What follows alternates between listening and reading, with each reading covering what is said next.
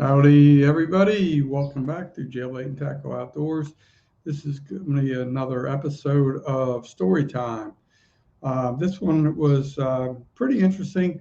Um, as you guys know, I've talked about a mentor and a father figure, brother figure that I had in my past. It was a guy named Julio. And he was a state trooper. He was the first Hispanic Delaware state trooper. He was Cuban.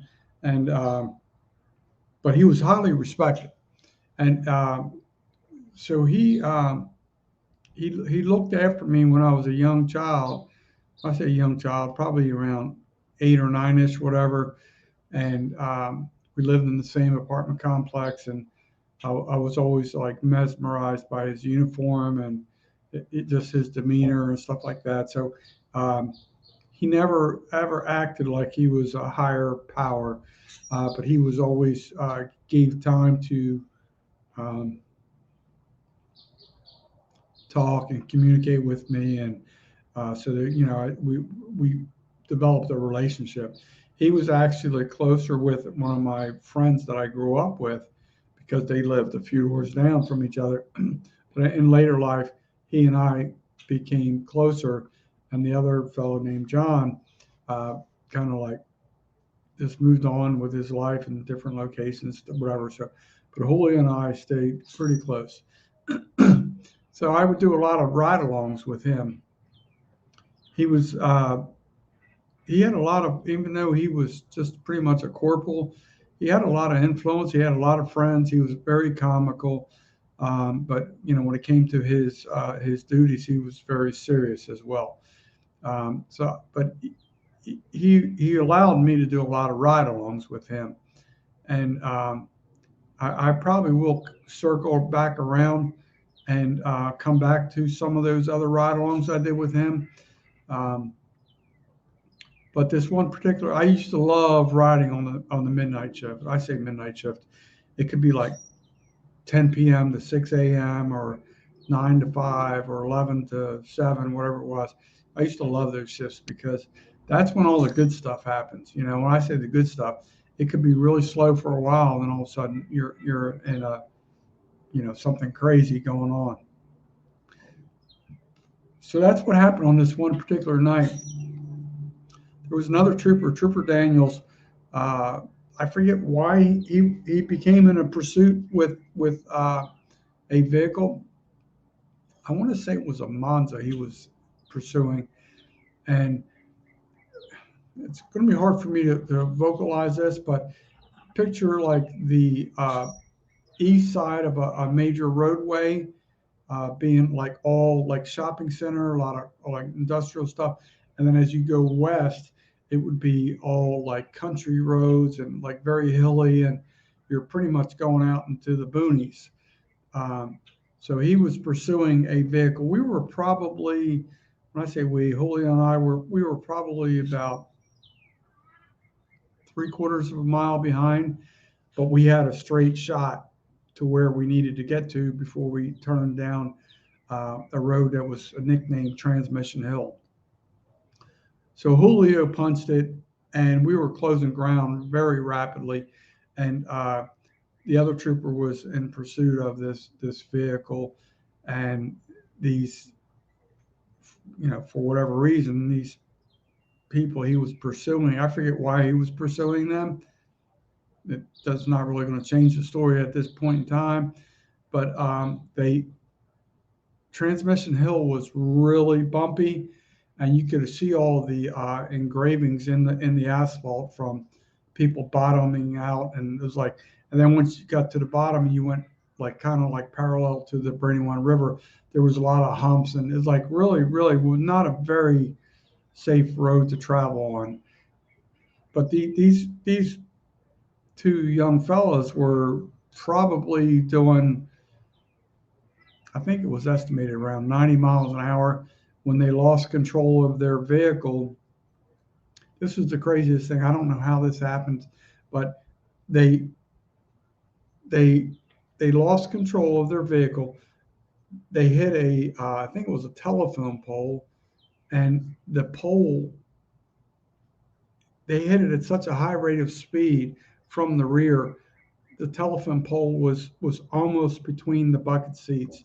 It was crazy, and the one individual went through the windshield and was still through the windshield. When we arrived on scene, like we were there like real quick. Um, the other trooper was there, and he was obviously pursuing. Sorry about the phone. That's what happens around here. I don't like that, but that's what it is. So through the interrogation that was going through with the one person who was coherent, he kept insisting he was the passenger. The other guy was driving. Basically, he was trying to drop the dime on his passenger friend, and it turned out that was not the case. He was the operator of the vehicle.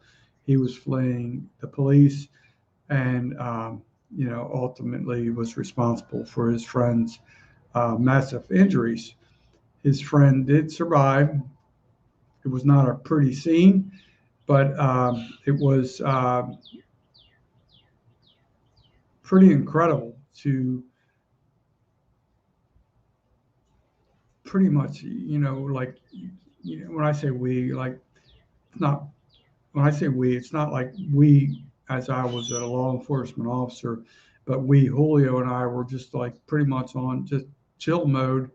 Nothing was happening that night, and all of a sudden it went from 0 to 100 real quick.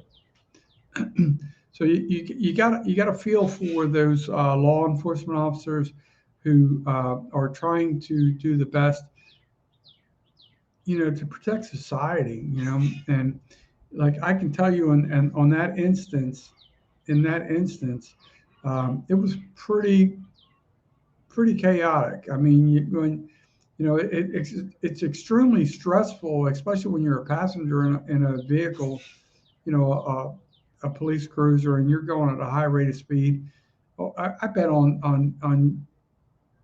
202, which was Concord Pike, we probably got up to speeds of 100, 110 miles an hour, and then we were able to turn on Route 92. That's where the right side, like as you would go, what direction that is, that's where the Route 92 was the extension of Transmission Hill, and that would all go down into the country and everything like that. So it was pretty crazy evening, and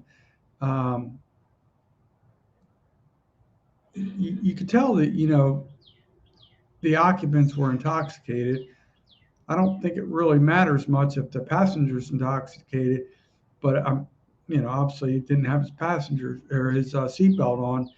But it was kind of weird that he was trying to drop the dime on his buddy, who just went through the windshield, and saying he was driving. So he, I don't remember all the particulars, what his driving record was like, but I just remember just seeing that. It just blew my mind to see that telephone pole almost between the bucket seats on this Monza from the rear. And I could not believe that vehicle did not explode or catch on fire. It was just the weirdest thing. So those two fellows were lucky to be alive. Like I said, the one was coherent, the other one went through the windshield, and he I'm assuming he went on to live. We didn't really have much. I never had any follow up on afterwards. I'm sure he probably had a lengthy rehab, and but he didn't look like he was missing any limbs or anything like that. I'm sure he had probably a lot of brain damage, obviously a concussion, or what have you. But it was interesting. I don't mean it in a positive way, but it's just one of the things that happens in reality. The police are trying to stop them from running into another vehicle or a family or what have you. So that's what can happen. Anyway, I'm exiting this. We're almost at 10 minutes. Peace out, folks. Thanks for watching another story time. Always, respect the thin blue line.